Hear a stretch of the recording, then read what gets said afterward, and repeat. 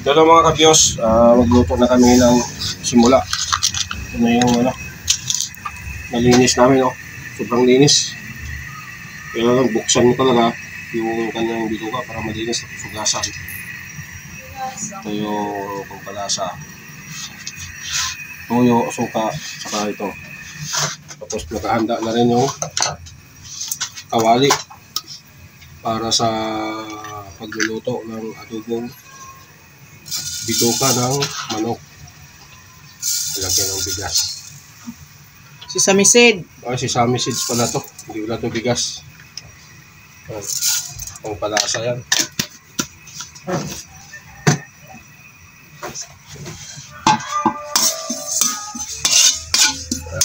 Diyos. Halo lang.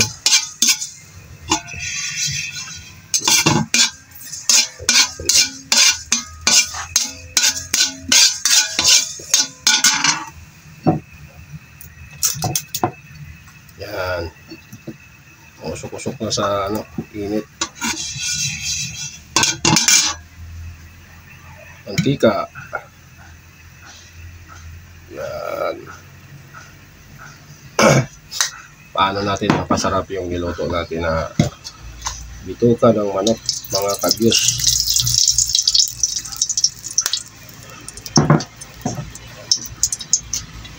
Ito yung recipe namin ngayon mga kabyos. Ito yung ulam namin sa pananghalian.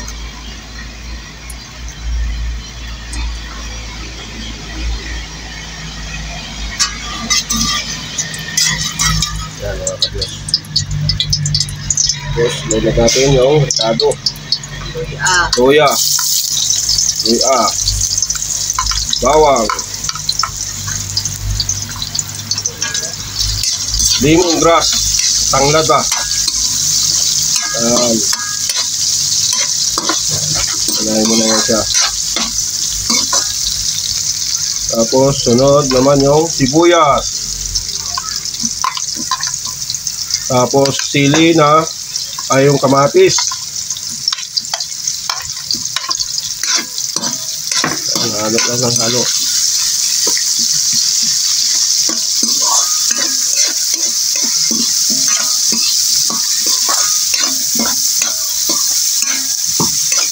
Mga kabyos, para masarap yung niluluto natin na dito sa pangalap adobo recipe para maiwasan yung langsa kaya natural.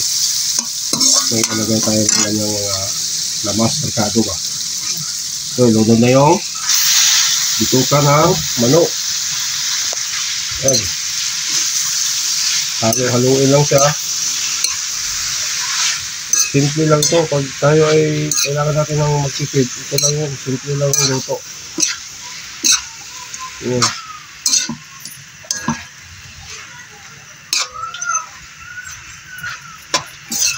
Kaya malapad siya kasi Nasunog pa ko. binuksan talaga natin yung bituka bago natin siya lutuin. Hugasan ng husto. Ayan. Sarap talaga yan. Yan mo muna yan mag-ano. Ayan mga kabyos, kayaan muna namin yan. Pag-absorb yung natika sa loob ng takpan. Kaya mga kabyos, buksan natin ulit para halo-haluin.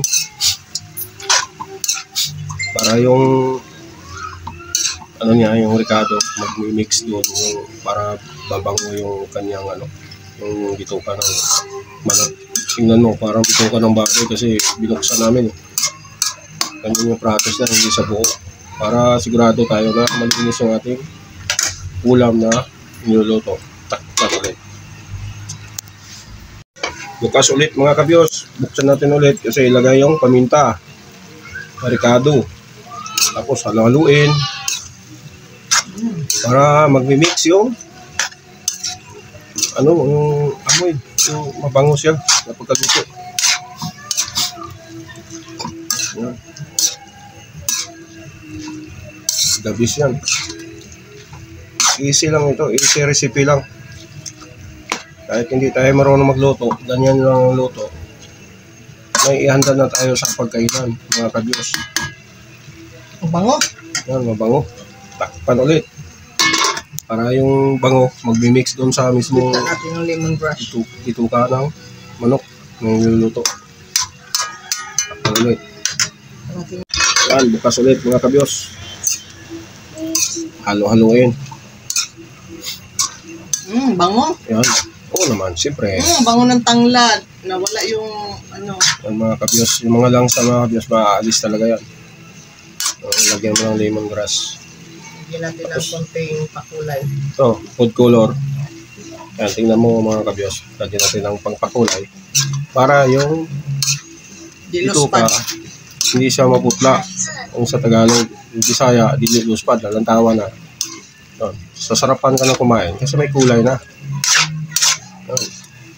Kain ka Tapos, naman lang. Sarapan mo na. Oo, yun, tama. Nakain ka lang naman. Malasa na. Yan, may kulay na siya. Hindi na siya matawag na. Ano siya? Food color. Lagyan mo food color para pag ilapag natin sa pagkainan, ganado tayong kumain kasi may kulay siya eh. Mga kabyos, yan yung kulay niya. Yan. Toast mo na. The best. Tapos sarado ulit. Takpan ulit yung niluluto para ma-mix. Ito na mga kabyos. Halo-halo ulit kasi lagyan ulit ng panibagong Pinamilapit mo pa. avocado. Lagyan natin tong sili. Yan, sili na green.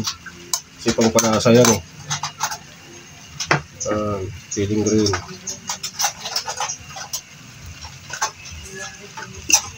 Yan ang kulay niya.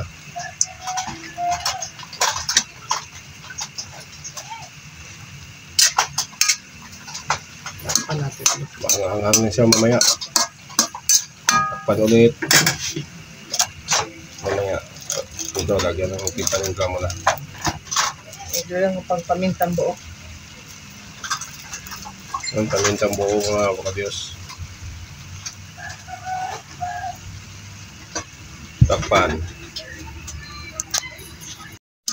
Ito mga kabyos, bukas ulit. Pinuksan natin ulit yung yung pinakapalanggana. Kasi lagyan natin ulit ng pangpalasa. Yan, pangpalasa. Yan mga kabyos. Yan. Magic sarap mga kabyos. Para ma-magic natin yung lasa niya. Tapos lagyan natin ulit ng Ajinomoto bitchet. Tapos dato puti na soy sauce. Yung tuyo. Yan. Yan, yung simple lang yung recipe mga kabyos, pero pag inulam mo yan, makakaubos din ng isang kalirong bahaw. Ilawan. Yan mga kabyos. Inilawan ko lang mga kabyos. Yan. Yan mga kabyos. Halo-halo lang siya para mamimix yung lasa. Ang ganda mga kabyos. Talagang adobo. Nakakagutom na to talaga mga kabyos kasi hindi siya maraming sabaw. Parang pinatuyo lang siya. Pero to siya, adobo siya na luto. Tapos lagyan mamaya ng dato puti, vinegar, yung suka. Yan mga kabyos. Depende sa inyo kung anong mga brand ang gagamitin nyo. Lang yun, pares lang yun. Nasa inyo yun kung anong gusto nyo ng brand. Sa amin kasi kinamit kami ngayon yung dato puti na soy sauce at saka dato puti vinegar. Kahit anong brand pwede dito mga kabyos, nasa inyo yan kung anong gusto nyo.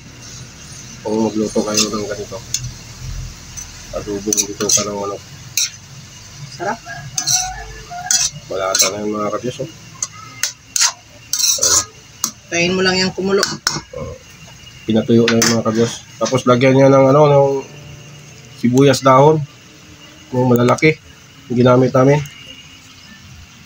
Yan, takpan ulit. Ito na mga kabyos. Last na ito mga kabiyos, luto na siya. Yan mga kabiyos. Luto na siya yung adobong bituka ng manok. Thank you for watching for today's videos mga kabiyos. Bye bye. Bye.